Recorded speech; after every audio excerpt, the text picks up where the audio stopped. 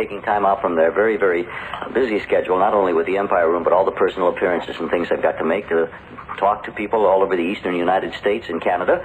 And let's get right off with the first question, and whoever wants to jump in. Can any of you tell me what the Motown sound is? You would start with that one, wouldn't you? Wow. Well, the Motown sound. Cindy, why don't you answer? Well, I think you can best describe it, Mary, because you've been with Motown so long. Okay, well, I'll try. I'll take it. Actually, the Motown sound is a sound, I think, that is distinguishable by its rhythm. We've been very fortunate to have a very good basic rhythm sound that people can automatically tell if they hear that bass. They know, wow, that's Motown. But we've gone farther and said that it has a lot to do with writers. We have young writers who like to write youthful tunes, happy tunes, love tunes, and most of them have a complete story. Most of the tunes that any Motown artist will sing has a complete story to it.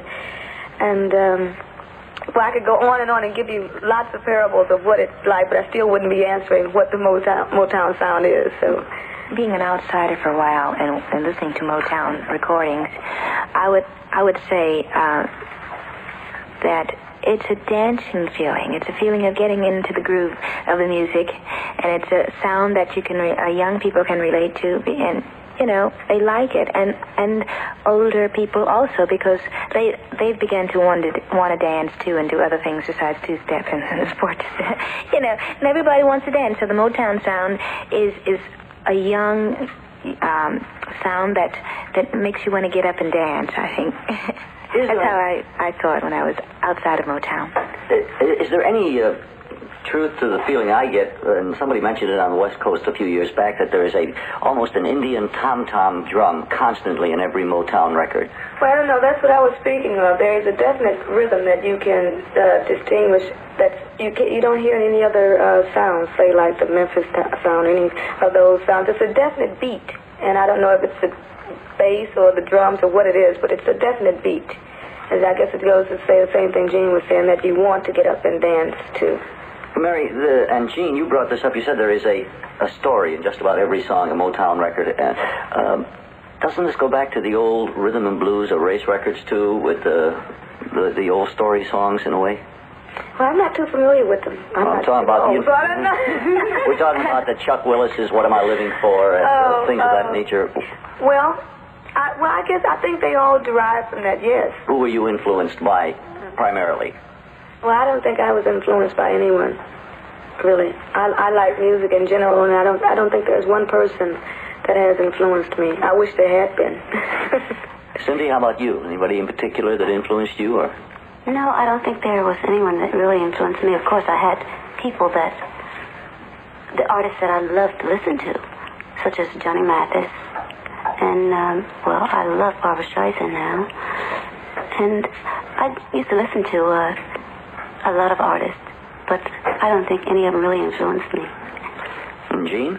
Well, primarily I was influenced by my brother, Ernie Terrell. And I've said this many times before because people ask, but he has really been an influential person in my life as far as my career is concerned, because he's pushed me constantly pushing me, and still is. When he sees me, he say, you got to do this a little better, you know. But anyway, from the time I was a teenager, he used to make me sing right in front of him and all that kind of stuff. He'd stand up and sing like, you know, okay, tell me what to do. And he'd play and I'd sing, and he'd tell me different things to use and vocally, and what sounded best. And he was just on the case all the time, and all the way up until I got with Supremes. That's very interesting that a big brother would guide your career along so well. I guided his. Well, you know, I'm not going to argue with either of you with him. Supremes, as a group, what are you trying to do? We're trying to do exactly what we're doing. That's entertain people.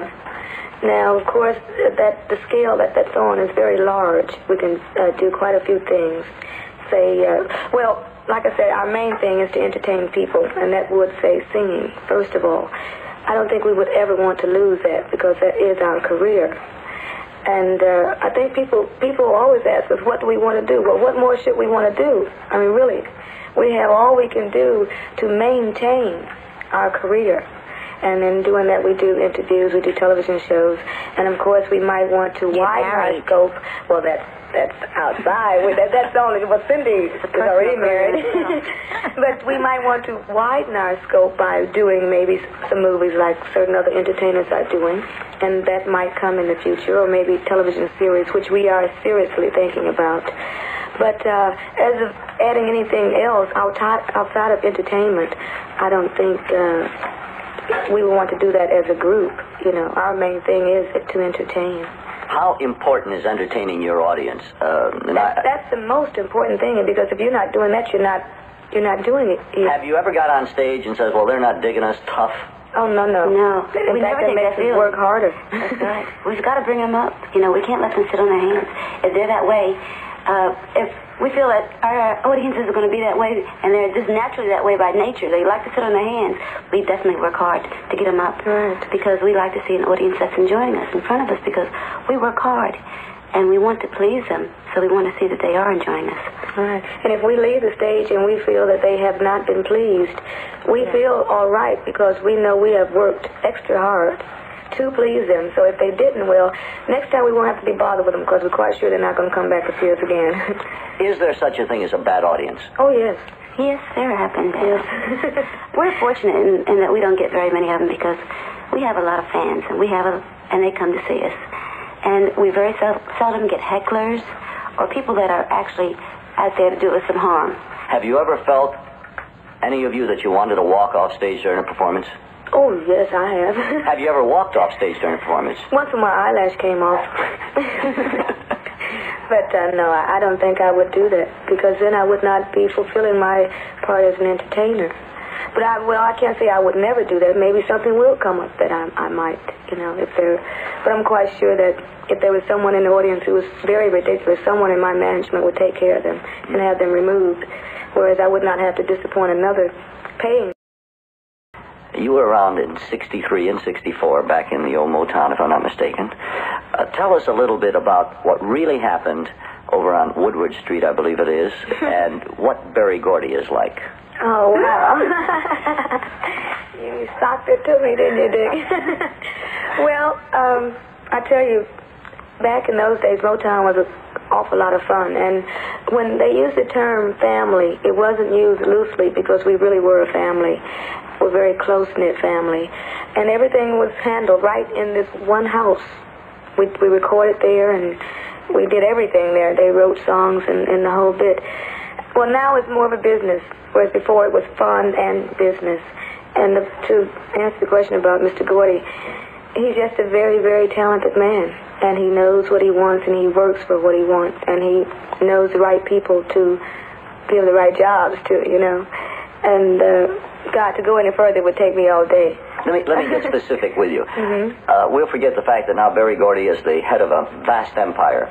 But in those early days in that one house where it was a recording studio and office, was he a strict man in the studio and rehearsals? No. He was fun, lots of fun.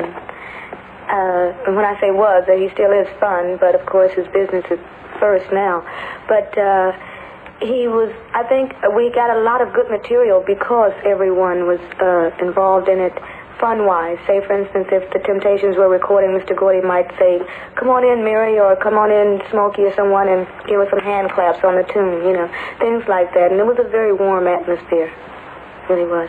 I kind of wish that Gene had been there during those days, because it really was, out of sight. They used to fix lunches for us. That shows you how small they were. Had a lady come in and cook lunch. It was really nice. Really nice. This is something else. The story goes around that he used to record 24 hours around the clock. Is that true, or is? A lot of the recording was done late at night. Yes. And there was always somebody in there doing something. Oh yes, always. A lot of the young producers were there writing. A lot of producers didn't have places to stay, and they would come there to stay, and so that's why I would be working like all around the clock. It's very interesting to note that from this, we might call almost ghetto area, and I don't mean that in the wrong term, of Detroit, which is some people have termed it, we've got the biggest pop sound going today. And it started off, let's face it, as an all-black sound. And yet, you kids seem to have trouble getting played on black stations. Are you considered a pop act rather than an R&B act? Well, I think maybe we had been, but I don't think we have that problem any longer. But we do have it here, I understand. Here in Chicago, it's sort of a problem. I don't know why. I don't think people can really put us in a category. Not really. Because our records vary, and in our act, we're R&B, we're pop, we're all of those things. So it's really sort of up to the disc jockeys, I would say. I think maybe they're classifying us. Well, that's the question I was getting to next. Whose fault is it? And it's a shame because we almost have prejudice in reverse, as it were, And I hate to see you gals missing out on so many places that your talents could be exposed. I don't really know the reason, so I wouldn't be qualified to answer. As long as the people are hearing us on some stations, well, I hope that they will maybe request to hear us on all of the others. I really couldn't answer it. Well, it really hasn't hindered our record sales, but of course we like to have airplay everywhere possible. Really? Cindy, you're the married one in the group. Yes, And how does that affect? Does it affect the act at all, or does it cause any problems? Not so far. No, I don't think it will ever cause any problems because I try to keep my personal life aside as much as possible. Of course, it's kind of difficult for me, I have to cope with the pressures. I try not to let them apply to my career because I don't want it to influence the group's activities. So it's pretty difficult to keep a good balance going. Gene, how about you picking a Supremes record? Now, you're sort of new to the group. How about picking one from a few years back or something that you always enjoyed? Maybe let's play it for them. One of my favorites, My World is Empty. Without you, babe. Serious, and I'd like to get into, first of all, your feelings on the drug situation. I would like to say that that's one thing that I'm really interested in as far as our young people are concerned, because I think that, they're talking about legalizing even marijuana, and I think that's a terrible thing to do because that means that everybody's going to be high. That's exactly what it means if they legalize it. The teenagers, the kids, teeny boppers, all of them are going to be walking around smoking.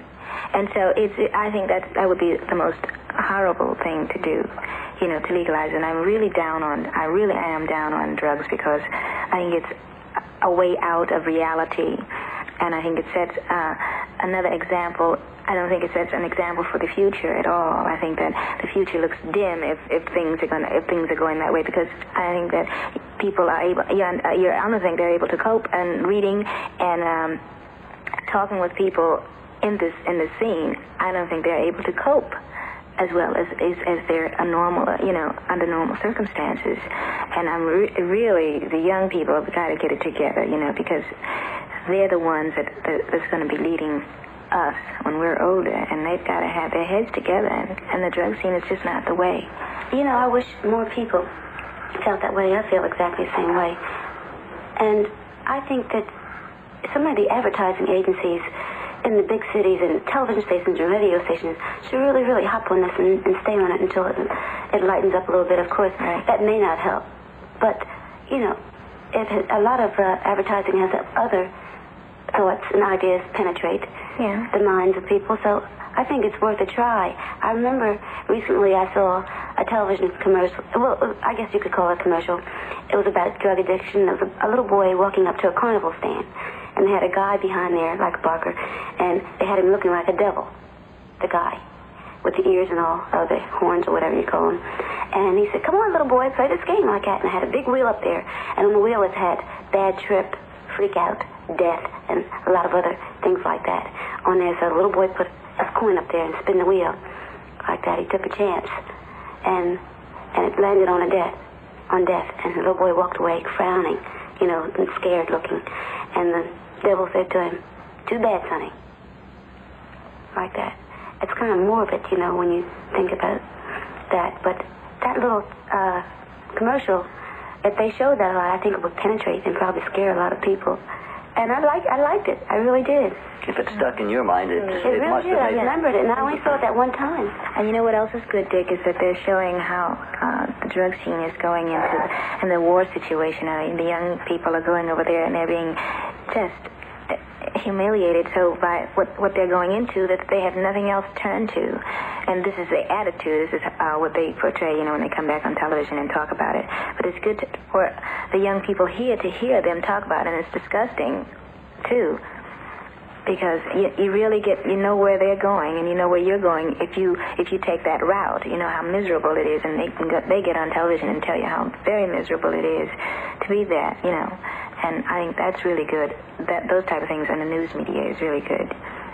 And we play a lot of concerts where we meet a lot of young people, and colleges, one-nighters, and state fairs.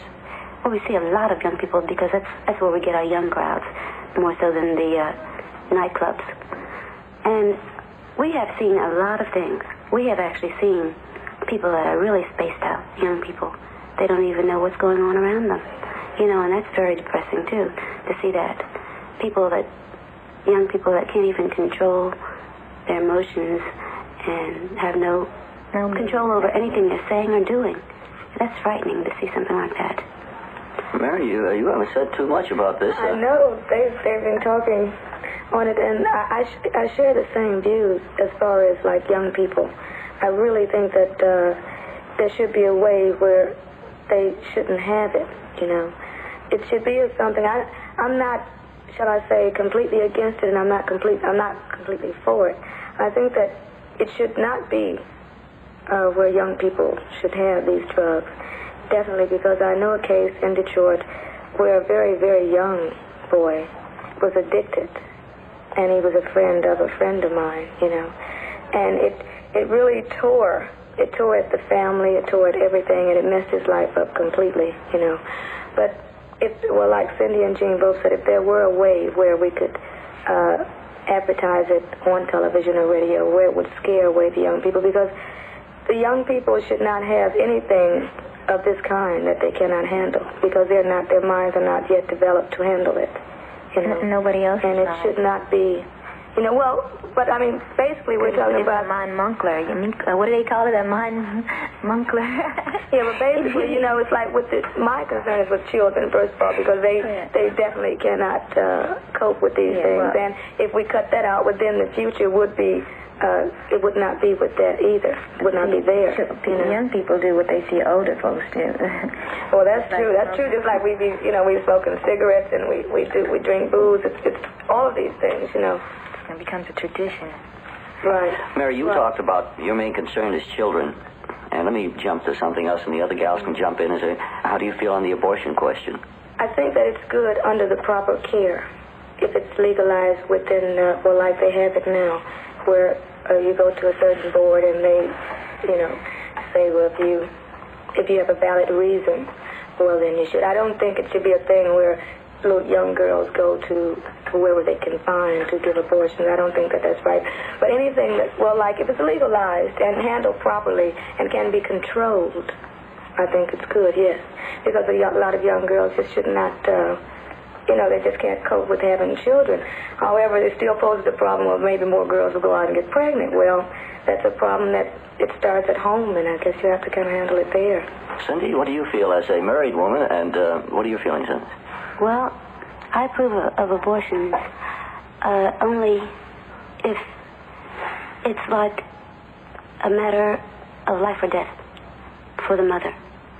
I think only then should there be an abortion. I think whether they're young or old or what age, that if they are bearing a child, they should go on and have it.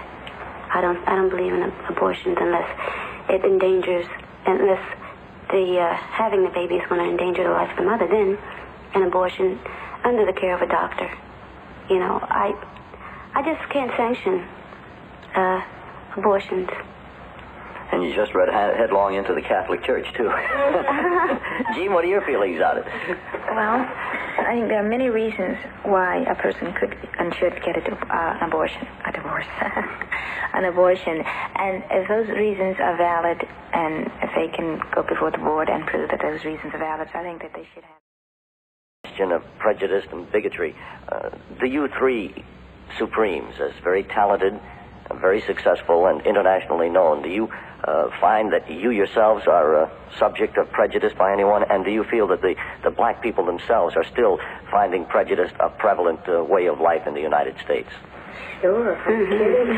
I was, it's funny, I was walking through the hotel the other day with my dog, and I was very content just walking to my room, you know. Back then, I had just come from her mother's house. And there was a gentleman there, and he approached me. And he said, my room number is so-and-so, so-and-so. And it really hurt me because here I am, I'm a young girl, and I had, you know, my thoughts that when and first of all, he just shocked me by saying it. And I said to myself, wow, is this what men think of black girls who are all by themselves, or just black girls, period, you know? And when I got to my room, I started thinking on the whole situation. Of course, we talked about it quite a bit, you know. But that just brought up all these old things that had been in my mind, you know. Wow, it's really, it's changing, but it's still bad. It's still bad as long as people hold certain thoughts in their minds that they're better or that other people are not as good as they are, you know. And it still prevails everywhere in different degrees and everything. But it's something that I think the only way we can solve it is that individually each of us cleanse our minds towards people and towards ourselves, and just start thinking as human beings, not as animals. You know, it'll be better, but it's going to take a long time. Do you think that we have time, or do you think that the militants are going to force the issue, or do you think we are going to have any more Detroits or Watts or? I really don't know. I really don't know. It's hard. I don't think I have time to wait on people to get ready. I'm ready for people. I can sit down and talk with you forever without talking about race, but most people can't. And most white people cannot sit down in a conversation with me without bringing up race. And I'm ready. I can do it for day in and day out because I feel like I'm able, I don't know. I don't know if it's intelligence or what. I don't know what it is, but they just feel like they should tell me that you're all right. You're one black girl that's all right with me. And why? What for? Let me be a human being, and you're a human being. You might not be all right with me, you know. But if we can sit and talk, we can sit and talk. We got something in common, and we're going to have likes and dislikes just like everybody else. But it shouldn't go to race. If it does, then something is wrong. You know, something is wrong. And it's very hard to. I don't know how many people I've talked with without them confronting me with the fact that I was black. And this is the whole idea, is to get you to know that you're still black and I'm white, you know, that type of thing. And when they do that, it turns me right off, actually. Yeah, I don't think like that. I don't think like that. That's a beautiful thought, Ida. You're the first person that's ever brought it up that way, and I'm very happy you did, because now that you mention it, and I've been sitting and watching, it's very, very true. You really can't have a white and black person sit down together and somehow not get the question out. Right. Now, what advice do you give to we hope millions of people that are listening tonight to get away from this? Gene, you started it. What would you tell them? How would you say, hey? I think they should just love a little more and just be free. You know, don't feel like you have to be tied down to the old hang-ups and what have you. You know, we all have our prejudices. I have some, you have some. And it might be that I don't like how you wear your hair, or you might not like how I wear mine. Whatever. But I can still appreciate you as a human being, and you can appreciate me as a person. If we can communicate at all, we can communicate on those levels. Appreciation. If we can't, we can't. And I've run into many people that I just can't get into, and I know that we have too many differences, so I don't bother with them. But if we can communicate at all, we should just be a little more freer and relax, you know. Forget about a lot of those old hang-ups that were, and there will always be old hang-ups, because there are differences between races. Mary and I have differences. So we'll always have... So we're the same race now. Right, but I mean, what I'm saying is that there are differences. There are prejudices in races. So, human differences, right. But if we have a little love and just feel like we are free to say whatever we want to say, and yet do what we want to do without having hang-ups about them, You know, you can tell when a person had a hang-up, and I think that would be the way out of it, you know. If we can talk about race without me feeling that you got a hang-up about it, that's cool, too. But you can tell when a person has a thing on it, you know, and they're trying to make you see differences and stuff like that between the two. That's all. How about you, Cindy? Any comment on it? I agree that people really should start thinking about each other and as people, you know, not as a certain color or a certain race, and that we should try to see people, you know, in a different light, not as a black man. Well, I said that as a black man or a Chinese or whatever.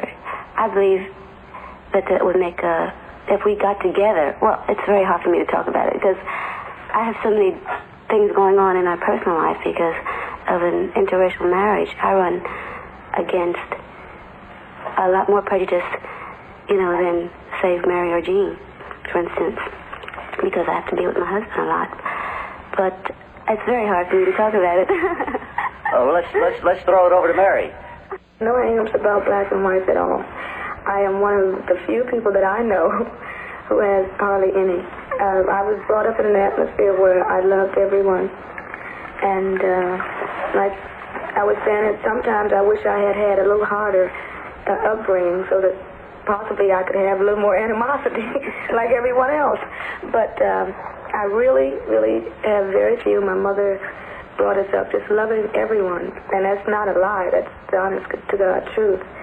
And I have always had... This sounds funny. I have always had white friends. Well, I haven't. I really have. I haven't always had white friends. I was brought up in an all-black neighborhood, just as we all were, basically, you know. Mm-hmm. And, of course, I went to an interracial school, and I never really thought about white people being white, you know. Just my friends were my friends, and I had white friends and black friends. But when I got out of high school, I ran into a whole lot of prejudices when I started taking jobs, you know. And the world. Right. It was hard getting certain jobs because I was black, and, you know, and I became kind of a bitter, you know, and I formed prejudices of my own against white people.